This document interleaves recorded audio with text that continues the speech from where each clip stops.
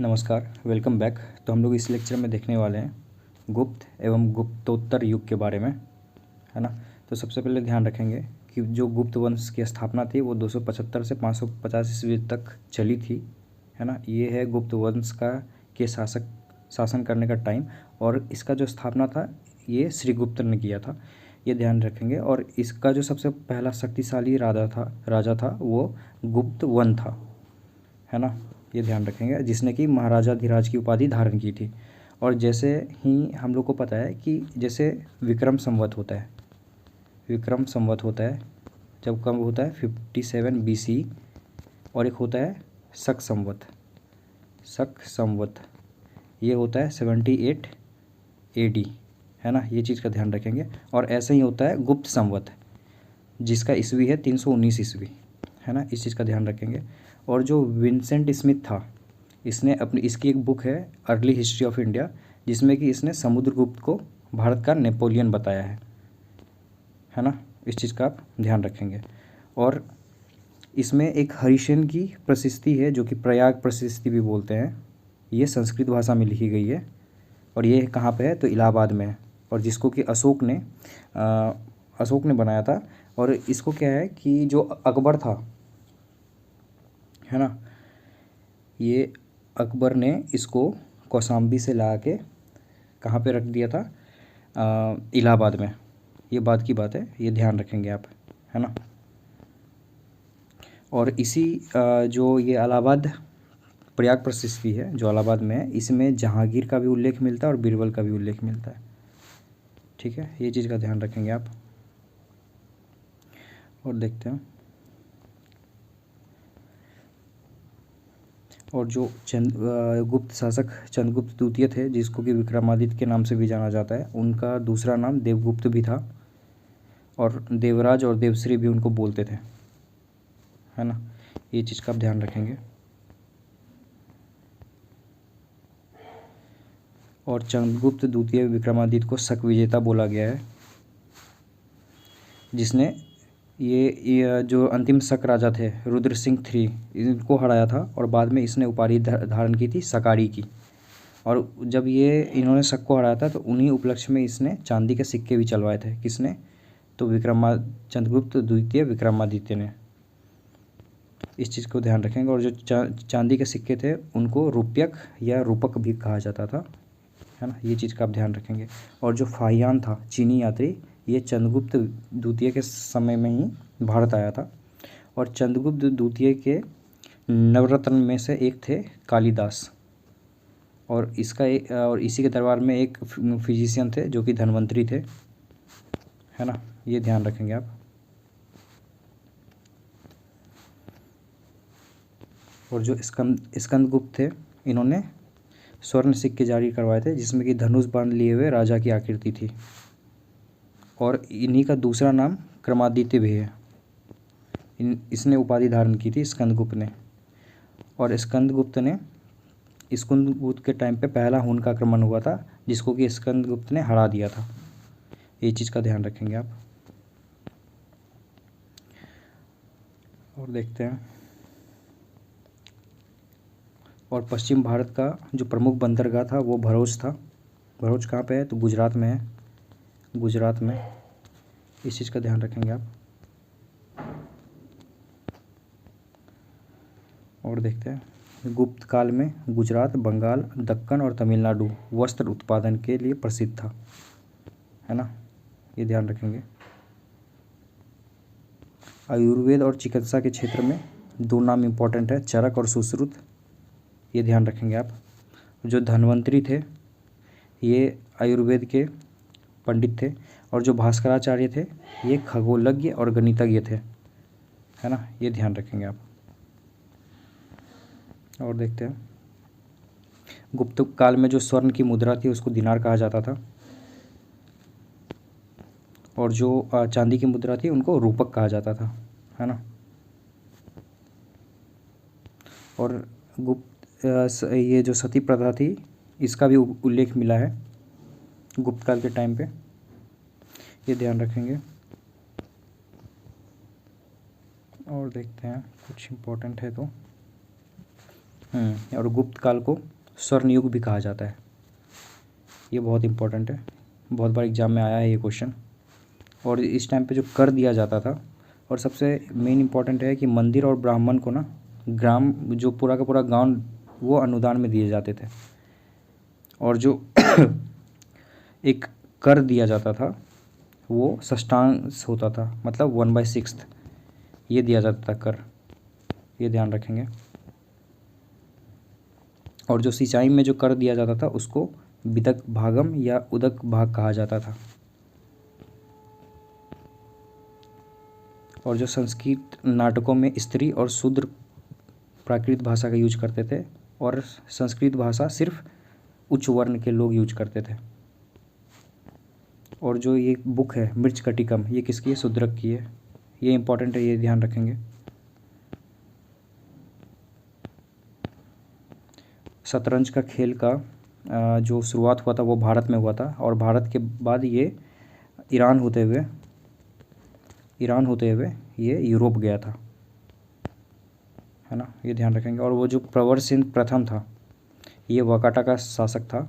इसने 4 अश्वमेध यज्ञ करवाए थे, बहुत इंपॉर्टेंट है, इसको आप इंपॉर्टेंट मार्क कर लेंगे। और जो महर्षि कपिल थे, ये सांख्य दर्शन के प्रतिपादन थे। इन्होंने ही सांख्य दर्शन स्टार्ट किया था, महर्षि कपिल ने। और आपको तो ये तो पता होगा, महर्षि पतंजलि ये योग दर्शन थे, है ना। और इम्पोर्टेंट देखते हैं, न्याय दर्शन के थे गौतम ऋषि, ये ध्यान रखेंगे। कर्म का सिद्धांत मीमांसा दर्शन से संबंधित है।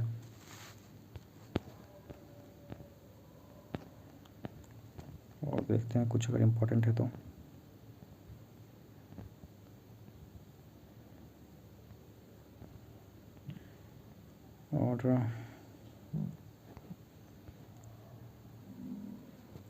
और जो गुर्जर पतिहार वंश थे, इसका जो संस्थापक था वो नागभट्ट प्रथम था। ये सब इंपॉर्टेंट क्वेश्चन है, बहुत बार एग्जाम में पूछ लेते हैं फाउंडर के बारे में, किस वंश का कौन संस्थापक था। राष्ट्रकूट वंश का संस्थापक दंतीदुर्ग था, और इसकी राजधानी मान्यखेत थी। ये बहुत इंपॉर्टेंट है, इसको भी स्टार मार्क कर लेंगे आप, है ना। और इसने हिरण्यगर्भ यज्ञ करवाया था दंतीदुर्ग ने, इस चीज़ का ध्यान रखेंगे आप। और देखते हैं, और एक वंश है मौखरी वंश, जिसकी राजधानी कन्नौज थी। और हर्ष का दरबारी था भानभट्ट, और जिसने लिखी थी हर्षचरित, ये बहुत इंपॉर्टेंट है, इस पर भी आप स्टार मार्क कर लेंगे। और कल्हण ने लिखा है राजतरंगिणी, ये चीज़ का आप ध्यान रखेंगे। और हर्ष ने अपनी राजधानी थानेश्वर से कन्नौज स्थानांतरित की थी। सबसे पहले थानेश्वर था, बाद में उसने कन्नौज अपना ले आया, और यहीं पे इसने एक धर्मसभा रखी थी। और ये हर्ष एक ऐसा शासक था जो कि प्रयाग के संगम में हर 5 साल में एक ये आयोजित करवाता था, एक समारोह आयोजित करवाता था, है ना, ये ध्यान रखेंगे आप। और इसी समारोह की अध्यक्षता हेनसांग ने की थी। हेनसांग हर्ष के टाइम पे आया था, ये ध्यान रखेंगे आप। और पुलकेशिन II ने हर्ष को पराजित किया था, ये ध्यान रखेंगे, बहुत इंपॉर्टेंट है, ये भी बहुत एग्जाम में पूछता है।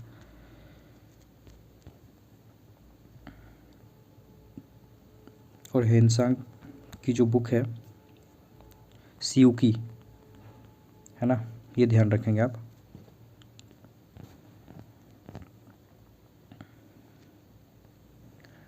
और देखते हैं कुछ इंपॉर्टेंट है तो, मथुरा सूती के लिए प्रसिद्ध था, और रेशम के लिए प्रसिद्ध था बनारस, ये बात का ध्यान रखेंगे आप। इसमें थ्योरी ज़्यादा है तो थोड़ा टाइम लग रहा है इसमें, है ना। हम लोग डायरेक्ट क्वेश्चन पे आएंगे, फटाफट हम लोग थ्योरी देख लेते हैं, और कुछ अगर है तो।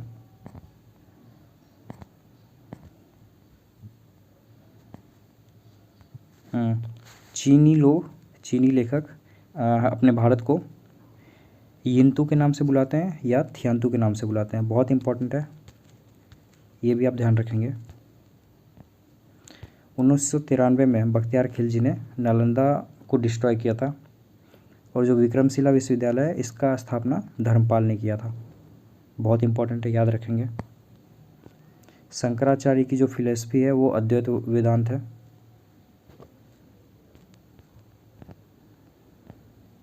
है ना।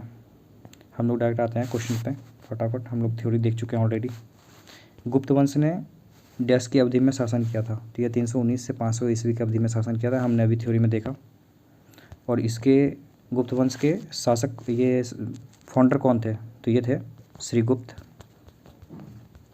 है ना। इस चीज़ का ध्यान रखेंगे। और इसका जो शक्तिशाली शासक था वो था चंद्रगुप्त प्रथम, ये ध्यान रखेंगे। निम्नलिखित शासकों में से किस एक ने 4 अश्वमेध का संपादन कराया था? मैंने आपको ये बताया था, प्रवरसेन प्रथम, ये ध्यान रखेंगे, बहुत इंपॉर्टेंट है। भारत का नेपोलियन समुद्रगुप्त कहते हैं। और किसने बोला था? तो ये विंसेंट स्मिथ ने बोला था, ये ध्यान रखेंगे। किसने बोला था ये भी पूछ सकता है। प्राचीन भारत का नेपोलियन समुद्रगुप्त को कहते हैं, ऑप्शन नंबर डी। निम्नलिखित में से किस गुप्त राजा का एक अन्य नाम देवगुप्त था?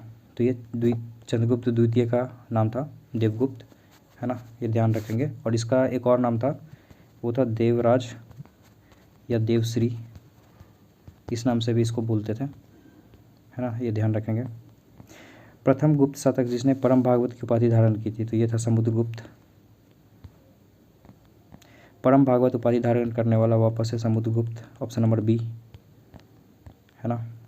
8 में देखते हैं, 1 मिनट 8 ऊपर रह गया। इलाहाबाद स्तंभ अभिलेख निम्नलिखित में से किस एक से संबंधित है? तो इलाहाबाद स्तंभ अभिलेख लिखा था किसने? हरिसेन, जो कि है प्रयाग प्रशस्ति, ये है रिलेटेड समुद्रगुप्त से, ऑप्शन नंबर डी। और अशोक का भी इसमें उल्लेख है, तो ऑप्शन नंबर सी भी है ना। और इसके अलावा और किसका उल्लेख है इसमें? जहांगीर का उल्लेख है ना, और बीरबल का भी उल्लेख है, ये ध्यान रखेंगे आप। इलाहाबाद का अशोक स्तंभ किसके शासन के बारे में सूचना प्रदान करता है? तो ये प्रदान करता है समुद्रगुप्त के बारे में, ऑप्शन के हिसाब से। प्रयाग प्रशस्ति किसके सैन्य अभियान के बारे में जानकारी देती है? वापस से समुद्रगुप्त के बारे में, ऑप्शन नंबर बी। समुद्रगुप्त के प्रयाग प्रशस्ति में कुशाल के शासक का क्या नाम था? तो ये नाम महेंद्र था, है ना, ये ध्यान रखेंगे। समुद्रगुप्त के प्रयाग प्रशस्ति वाले स्तंभ पर निम्नलिखित में से किसका लेख मिलता है? तो लेख मैंने आपको बताया जहांगीर का। पृथ्विया प्रथम वीर उपाधि धारण की थी? ये समुद्रगुप्त ने की थी। हरिसेन समुद्रगुप्त के दरबार का प्रसिद्ध कवि था? तो था। और हरिसेन ने क्या लिखी थी? प्रयाग प्रशस्ति, ये ध्यान रखेंगे। उसने देवी चंद्रगुप्तम महाकाव्य की रचना की थी? तो देवी चंद्रगुप्त महाकाव्य की रचना हरिसेन ने नहीं की थी, ये इसने किया था विशाख दत्त ने। इस चीज़ का आप ध्यान रखेंगे। तो दूसरा नहीं होगा, पहला सही है। वह प्रयाग प्रशस्ति का रचयिता है, ये भी सही है। तो मतलब पहला और तीसरा सही है, दूसरा नहीं सही है, तो डी होगा इसका आंसर। इसको मिला लेते हैं, मैच कर लेते हैं, ऑप्शन देख लेते हैं साथ में, है ना। 15 नंबर क्वेश्चन है ये। तो इसका आंसर होगा धनंजय का कुस्तलपुर, नीलराज का अवमुक्त, है ना, और उग्रसेन का पलक्का, और विष्णुगोपा का कांची। तो इसका आंसर होगा 3142 सी में है।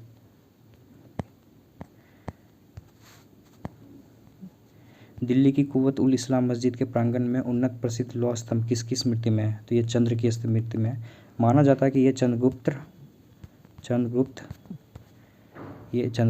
जो द्वितीय हैं, ये उनके बारे में लिखा हुआ है, तो ये ध्यान रखेंगे आप।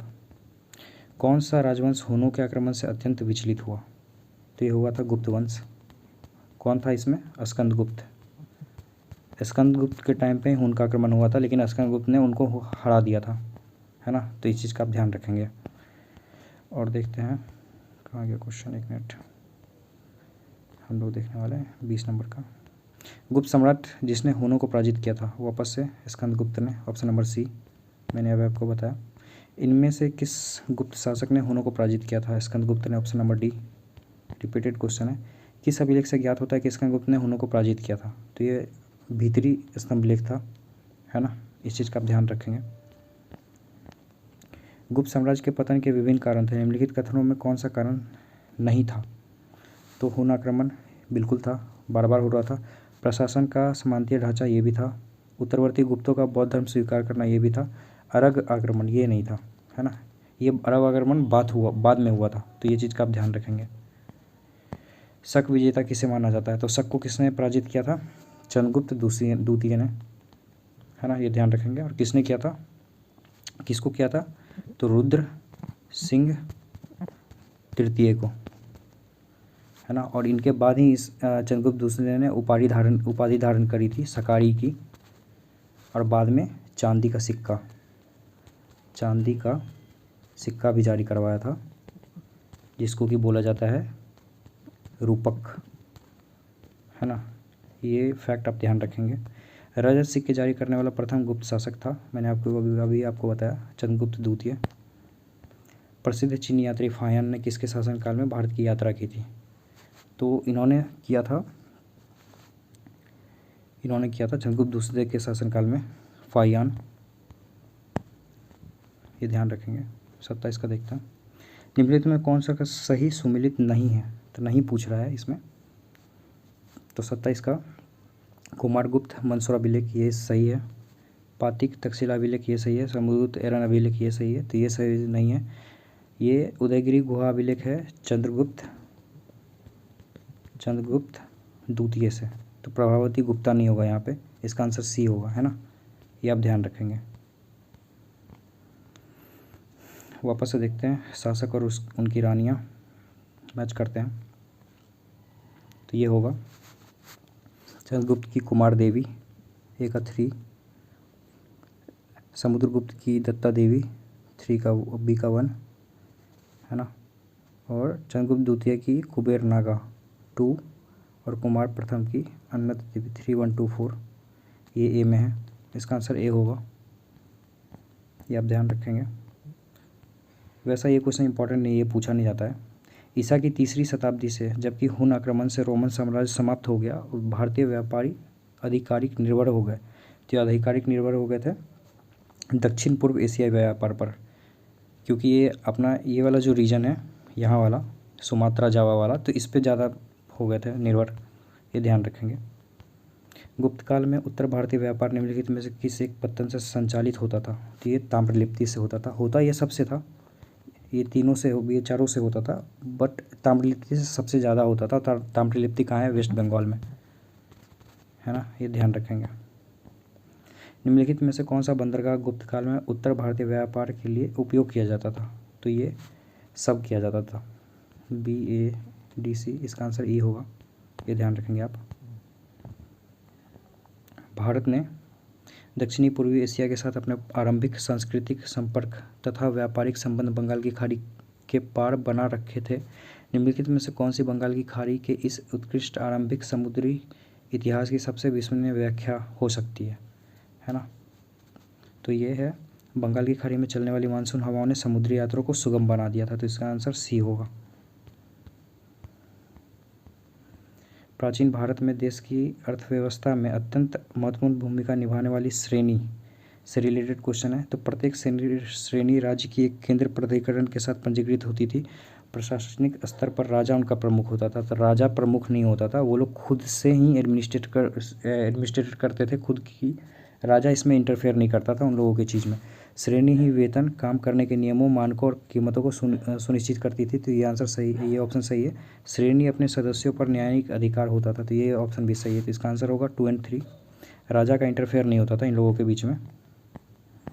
गुप्त काल में गुजरात, बंगाल, दक्कन एवं तमिल राष्ट्र में स्थित केंद्र किससे संबंधित थे, तो ये संबंधित थे वस्त्र उत्पादन से, हमने ऑलरेडी ऊपर थ्योरी में देखा ये चीज़। विशाख दत्त के प्राचीन भारतीय नाटक मुद्राक्षर की विषय वस्तु है, तो ये विषय वस्तु है चंद्रगुप्त मौर्य के समय में राजदरबार की दुर्संधियों के बारे में, इन्हीं से रिलेटेड है मुद्रा राक्षस, ये ध्यान रखेंगे आप।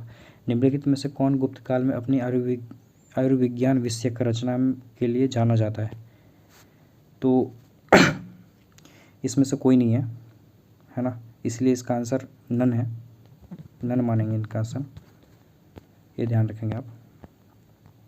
इनमें से कौन गुप्त काल में औषधि के क्षेत्र में अपने कार्य के लिए जाने जाते हैं? इसका आंसर ई होगा, है ना, ये ध्यान रखेंगे।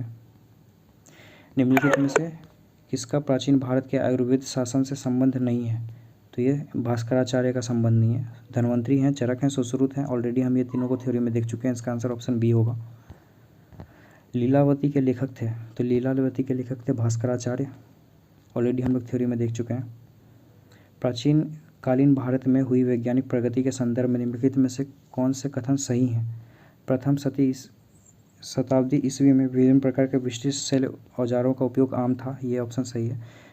तीसरी शताब्दी ईस्वी के आरंभ में मानव शरीर के आंतरिक अंगों का प्रत्यारोपण शुरू हो चुका है, तीसरी शताब्दी में नहीं हुआ था, उसके बहुत बाद हुआ था, तो दूसरा गलत है ना। तो दूसरा अगर काट दें, ये कट जाएगा, ये कट जाएगा, और देखते हैं पहला सही है, तो मतलब इसका आंसर सी होगा। 5वीं शताब्दी ईस्वी में कौन के ज्या का सिद्धांत ज्ञात था?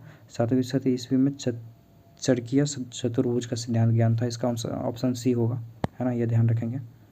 ऑप्शन से हम लोग जाएंगे इतने लंबे क्वेश्चन में। भारतीय यात्रा में फाहियान ने एक अस्पताल का उल्लेख किया था, वो स्थित था पाटलिपुत्रा में, ये ध्यान रखेंगे। और पाटलिपुत्रा में पूरा इंडिया से लोग आते थे यहाँ इलाज कराने के लिए।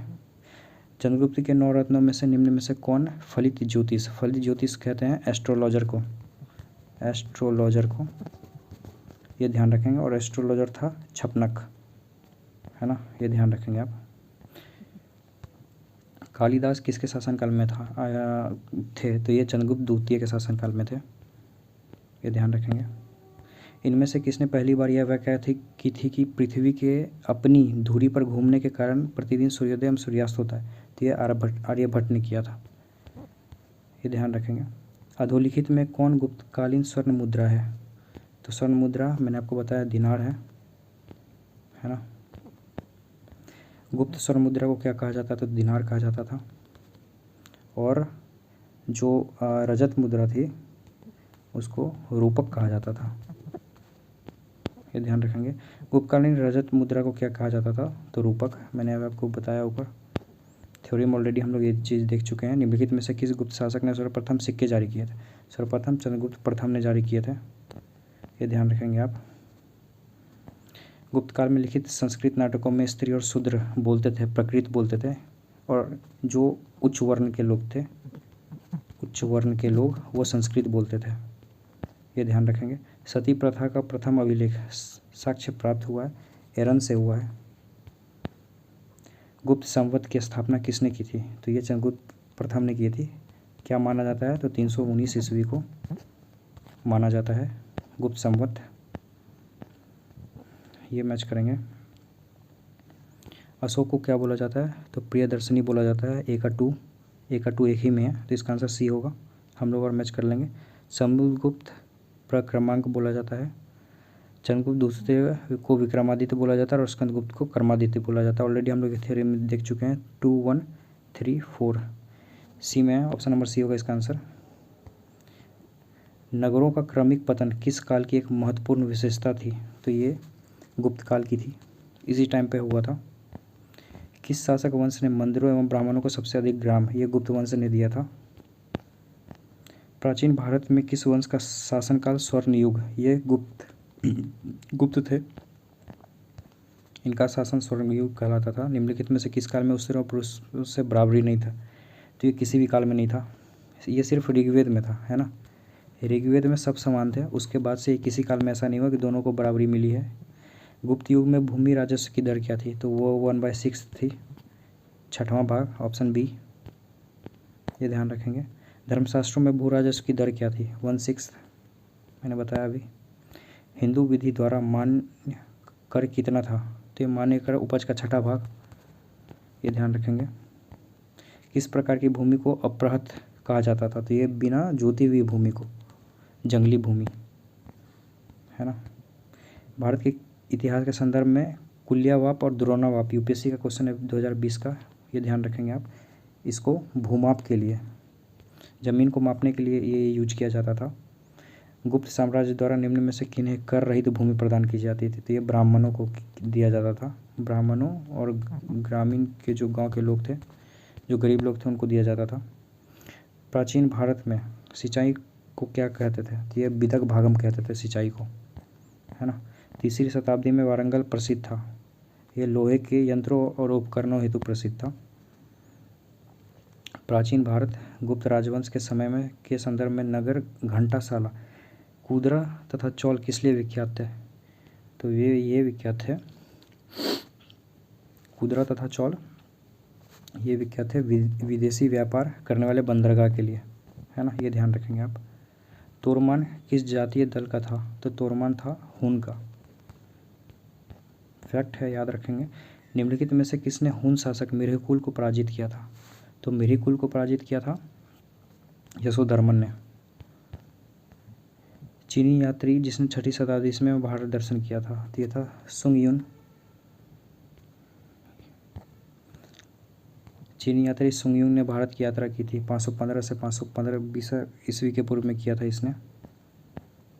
गुप्त सम्राट स्वयं के लिए देवी अधिकारों का दावा करते थे, ये ऑप्शन सही है। उनका प्रशासन नितांत केंद्रित नहीं था भाई, ये ऑप्शन गलत है। उन्होंने भूमिदान की परंपरा को विस्तारित किया था, ये भी सही है। 1 और 3 सही है, तो ऑप्शन सी होगा इसका आंसर। गुप्त काल के दौरान भारत में बलात् श्रम के संदर्भ में निम्नलिखित में से कौन सा कथन सही है? तो कौन सा कथन सही है ये पूछ रहा है इसमें। तो इसके लिए एक आय का स्रोत था, जनता द्वारा दिया जाने वाला एक प्रकार का कर माना जाता था। तो जनता जो कर देगी वही आय का स्रोत माना जाएगा, ये था 71 का ये आंसर सही है ना। कहा जाता है कि शतरंज का खेल उद्भव ओरिजिनेट, मैंने आपको बताया ये भारत में हुआ। भारत से कहाँ गया? ईरान में गया। और ईरान से कहाँ गया? ईरान से गया यूरोप में, ये ध्यान रखेंगे आप। शूद्रक द्वारा लिखी हुई प्राचीन भारतीय पुस्तक मृच्छकटिकम की विषय थी? ये मृच्छकटिकम की विषय थी एक धनी व्यापारी और एक गणिका की पुत्री की प्रेम गाथा, है ना, ये चीज़ का आप ध्यान रखेंगे। तो हम लोग नेक्स्ट क्वेश्चन देखते हैं। प्राचीन सांख्य दर्शन में किसका महत्वपूर्ण योगदान है? तो सांख्य दर्शन में कपिल मुनि का योगदान है, ऑप्शन नंबर ए। कपिल मुनि द्वारा प्रतिपादित दार्शनिक प्रणाली है सांख्य, अभी हमने देखा ऊपर वाले क्वेश्चन में। सांख्य दर्शन प्रतिपादित किया गया ये कपिल मुनि द्वारा। Repeated question. भारत में दार्शनिक विचार के संबंध में निम्नलिखित में से सांख्य संप्रदाय से संबंधित निम्नलिखित कथनों पर विचार कीजिए। तो सांख्य पुनर्जन्म या आत्मा के अवगान के सिद्धांत को स्वीकार नहीं करता था, तो ये करता था, ऑप्शन नंबर ए गलत है। सांख्य की मान्यता है कि आत्मा ज्ञान की मोक्ष की ओर ले जाता है, न कि कोई बाहरी प्रभाव अथवा कारक, तो दूसरा सही है, इसका ऑप्शन नंबर बी होगा, है ना। कपिल सांख्य पद्धति के सबसे पुराने प्रणेता हैं, ये सही है। कपिल यह बताते हैं कि किसी व्यक्ति का जीवन प्रकृति की शक्तियों द्वारा गढ़ा जाता है, किसी दैवीय सत्ता द्वारा नहीं, तो ये भी सही है, ऑप्शन नंबर ये सही होगा। दोनों कथन सही है इसका आंसर, है ना। योग दर्शन के प्रतिपादक हैं तो गौतम। योग के आविष्कारक थे, योग के आविष्कारक पतंजलि थे। निम्नलिखित में से कौन सा एक अष्टांग योग का अंश नहीं है? तो अनुस्मृति अष्टांग योग का अंश नहीं है। ध्यान है, प्रत्याहार है, धारणा है, ध्यान रखेंगे ये।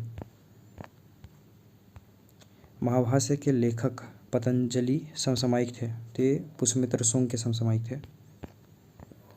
नव न्याय संप्रदाय स्कूल के संस्थापक थे गंगेश और उदयन, ध्यान रखेंगे। फैक्ट है, जब तक जीवित रहो सुख से जीवित रहो, चाहे इसके लिए ऋण ही लेना पड़े, क्योंकि शरीर के भस्मीभूत हो जाने पर पुनरागमन नहीं हो सकता। पुनर्जन्म का निषेध करने वाली यह उत्पत्ति है, चारवाकों की उत्पत्ति है ना, ये ध्यान रखेंगे।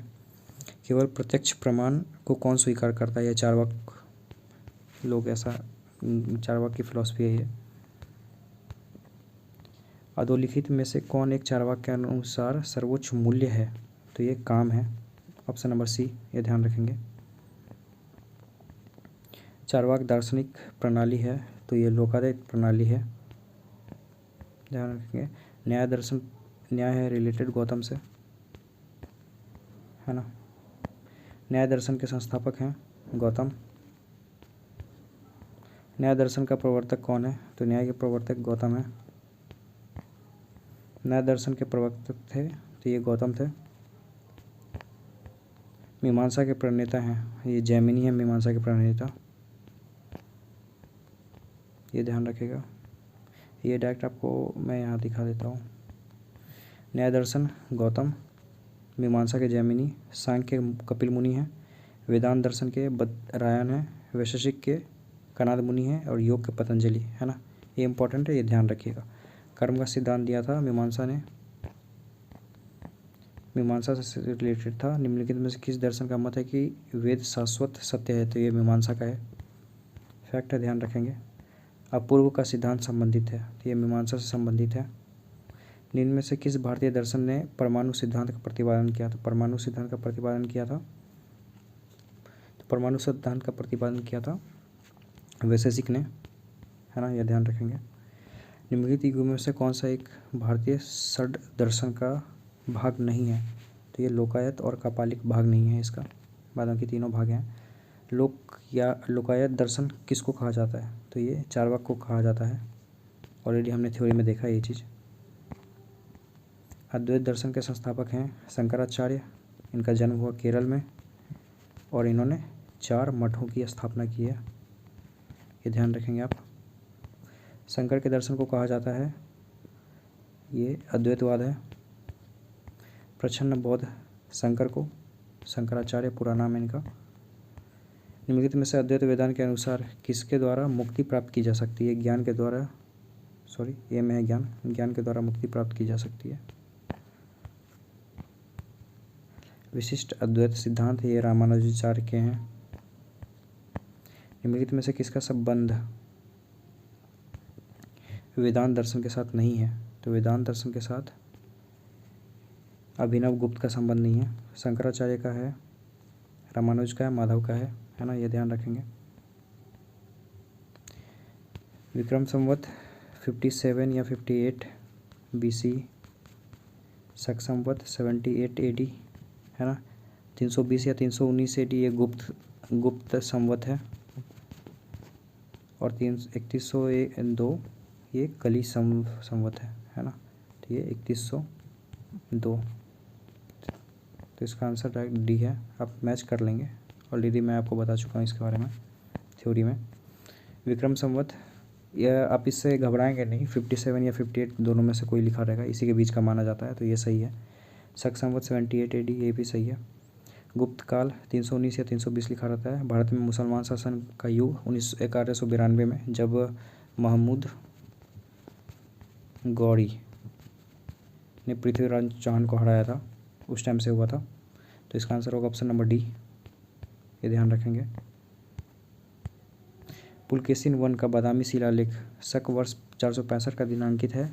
यदि इसे विक्रम संवत में दिनांकित करना हो तो 465 प्लस 57 या 58 कर लेते हैं और 78, तो 8, 8, 16, 5, 21, लास्ट के 1 है इसमें, ये होगा आंसर, ये ध्यान रखेंगे आप। एक चालू के अभिलेख के तिथि अंकन में शक संवत का वर्ष 556 दिया हुआ है, इसका तुल्य वर्ष है, तो 556 में 78 को जोड़ देंगे अगर, तो 8 से 14, 4 लास्ट में इसके, डी होगा इसका आंसर।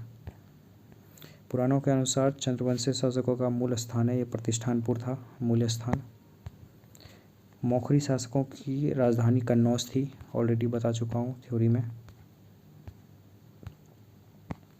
गुप्त वंश के पतन से लेकर आरंभिक शताब्दी 7वीं शताब्दी में हर्षवर्धन के उत्थान तक उत्तर भारत में निम्नलिखित में से किस राज्यों का शासन था। मगध के गुप्त का था, थानेसर के पुष्यभूति का था, कन्नौज के मौखरी का था और वल्लभी के मैत्रक का था, ऑप्शन नंबर बी होगा इसका आंसर, है ना, यह ध्यान रखेंगे आप। हर्ष के समय की सूचनाएं किसकी पुस्तकों में निहित है, तो ये कलहन की पुस्तकों में निहित है। कलहन की पुस्तक थी राज तरंगिनी, है ना, ये आप ध्यान रखेंगे। हर्षचरित ये बाणभट्ट की पुस्तक है, बाणभट्ट ने लिखा है इसको, 1 मिनट देख लूँ, हाँ ये सही है। हर्ष के साम्राज्य की राजधानी थी, तो ये कन्नौज थी, और कहाँ से लाया था इसने, थानेश्वर से, थानेश्वर से कन्नौज शिफ्ट किया था हर्ष ने। सम्राट हर्ष ने अपनी राजधानी थानेश्वर से कन्नौज शिफ्ट किया था, स्थानांतरित किया था। सम्राट हर्षवर्धन ने 2 महान धार्मिक सम्मेलनों का आयोजन किया, तो ये कन्नौज और प्रयाग में किया। प्रयाग में हर 5 साल में करता था, 5 साल में आयोजन करवाता था। उत्तर प्रदेश में स्थित वह स्थल जहाँ हर्षवर्धन ने बौद्ध महासम्मेलन का आयोजन किया था, तो ये प्रयाग में, मैंने बताया अभी आपको। नर्मदा नदी पर सम्राट हर्ष, इनका पूरा नाम हर्षवर्धन है ना, ये आप ध्यान रखेंगे। हर्ष बोल रहा हूँ इसका मतलब ये नहीं, हर्ष नाम था इनका। दक्षिणवर्ती आग्राम को रोका, ये पुलकेशिन II ने रोका था। निम्नलिखित शासकों में से किसने हर्षवर्धन को पराजित किया था? पुलकेशिन द्वितीय ने किया था। चालुक्य शासक पुलकेशिन की हर्ष का विजय पर हर्ष था, ये 618 ईस्वी में था।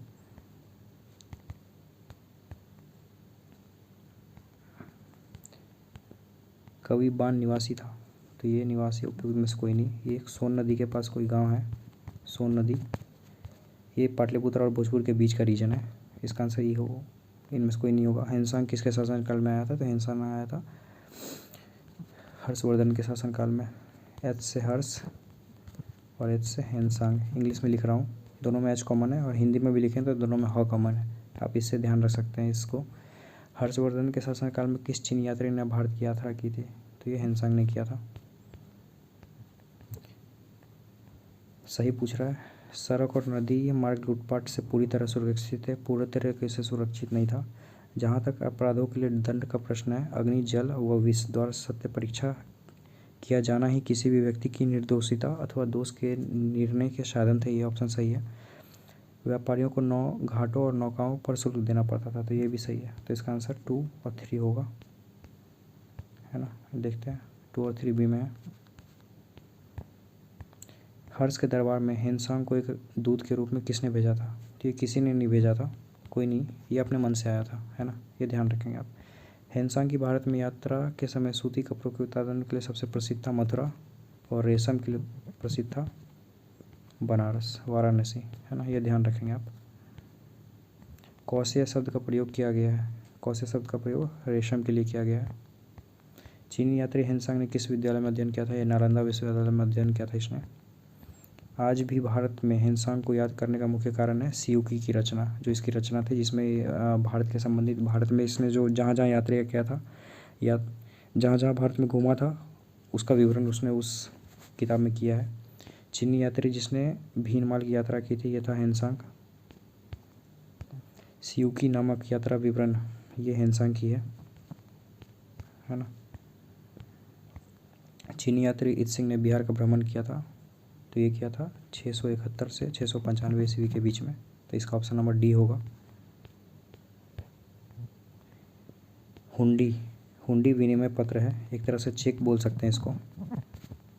आप ये हुंडी दोगे तभी आपको वो सामान उसके बदले में जो देना था वो आपको दिया जाएगा। चीनी लेखक भारत का उल्लेख किस नाम से करते हैं? ये युनतु के नाम से करते हैं। इसको थियानतु भी बोलते हैं और युनतु भी बोलते हैं, है ना, ये ध्यान रखेंगे, बी है। नालंदा विश्वविद्यालय के विनाश का कारण था मुसलमान। मुसलमान में कौन? बख्तियार खिलजी, है ना। कब आया था? 1193 AD में, ये ध्यान रखेंगे आप।